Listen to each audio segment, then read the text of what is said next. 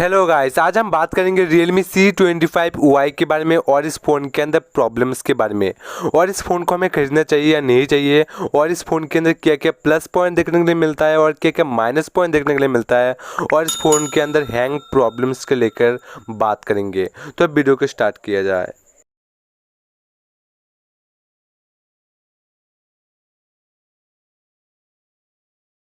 Realme C25Y का जो price देखने के लिए मिलता है फ्लिपकार्ट के अंदर 11,999।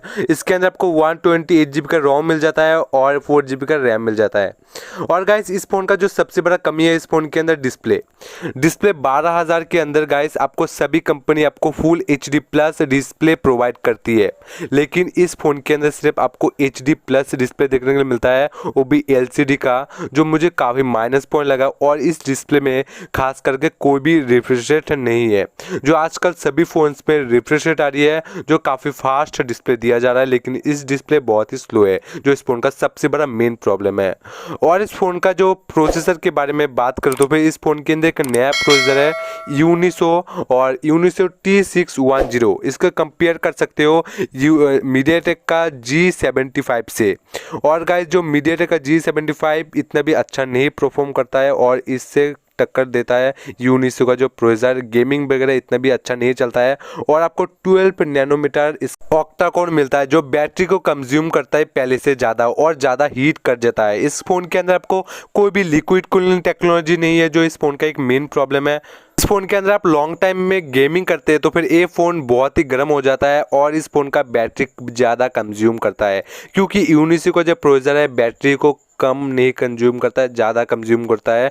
12 नैनोमीटर का प्रोसेसर है इसलिए ज़्यादा कंज्यूम करता है, जो इस फ़ोन का सबसे बड़ा प्रॉब्लम है। इस फ़ोन का कैमरे के बारे में बात करूँ तो फिर नो डाउट इस फ़ोन के अंदर जो हमें कैमरा देखने के लिए मिलता है एक 50 मेगापिक्सल का कैमरा देखने के लिए मिलता है और आईफोन के अंदर आपको 12 मेगापिक्सल का कैमरा मिलता है। आपको पता है गाइस मेगापिक्सल में कुछ भी नहीं रखा है। और लेकिन इस फ़ोन का जो हमें 2 MP का वाइड एंगल लेंस मिलता है और 2 MP का एक माइक्रो कैमरा मिलता है, उसके अंदर बहुत प्रॉब्लम्स देखने के लिए मिलता है। इस फ़ोन के अंदर सिर्फ 2 MP का माइक्रो कैमरा जो बिल्कुल भी अच्छा फोटोज़ क्लिक नहीं करता है। इस फ़ोन का मेन सेंसर ठीक ठाक काम करता है, लेकिन इतना भी अच्छा फोटोज़ आपको क्लिक करके नहीं देता है, जो इस फ़ोन का एक माइनस प्रॉब्लम है। और इस फ़ोन का सेल्फी देख सकते हो इतना भी अच्छा नहीं आया, मुझे बिल्कुल भी अच्छा नहीं लगा इस फ़ोन का सेल्फी। सिर्फ आपको 8 MP का सेल्फी कैमरा मिलता है, इतना भी अच्छा फोटोज़ वगैरह क्लिक नहीं करता है।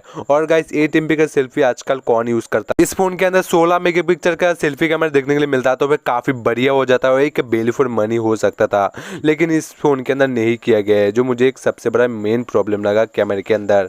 और इस फ़ोन का गाइस स्पीड के बारे में बात करूँ तो इसके अंदर क्विक चार्जर मिलता है 18 वाट का ठीक ठाक हमें चार्जर देखने के लिए मिलता है इस फ़ोन का प्राइस पॉइंट के हिसाब से। लेकिन इसके अंदर बहुत एक माइनस कटिंग की गई है, जो एक बहुत बड़ा प्रॉब्लम मुझे लगता है, क्योंकि इस फ़ोन के अंदर टाइप सी पोर्ट हमें देखने के लिए नहीं मिलता है, जो एक बहुत बड़ा प्रॉब्लम है आज के टाइम में। और गाइस इस फ़ोन का बैटरी के बारे में बात करूँ तो फिर नो डाउट 5000 mAh का बैटरी है, लेकिन इसमें थोड़ा सा इम्प्रूव किया जा सकता है। लेकिन 5-6,000 mAh का बैटरी होता तो फिर बहुत ही अच्छा हो जाता, क्योंकि इसका प्रोसेसर बैटरी को कंज्यूम करता ज़्यादा, तो फिर 6,000 का बैटरी होता तो फिर काफ़ी वैल्यू फॉर मनी देखने के लिए मिल सकता था। लेकिन इसमें रियलमी में थोड़ा सा कटिंग किया गया है। इस फ़ोन का डिज़ाइन में जो सबसे बड़ा और मेन प्रॉब्लम किया गया है गाइस, इस फ़ोन का बाहर की तरफ आपको स्पीकर्स देना। हाँ गाइस, स्पीकर जो आपको बाहर की तरफ से मिलता है बिल्कुल भी आपको लुक्स को बिल्कुल भी जस्टिफाई नहीं करता है। स्पीकर आपको अंदर मिलता है तो फिर काफ़ी अच्छा देखने को मिलता है। और सबसे बड़ा मेन प्रॉब्लम तो ये फ़ोन एक 4G फ़ोन है। आजकल गाइस सब लोग 5G में कन्वर्ट हो रहे हैं। और गाइस डिज़ाइन भी काफ़ी आपको अच्छा मिलता है, लेकिन इतना भी अच्छा नहीं मिलता है, क्योंकि इसका अंदर आपको बहुत कमी तो देखने के लिए मिलता है और प्लास्टिक डिज़ाइन के साथ मिलता है।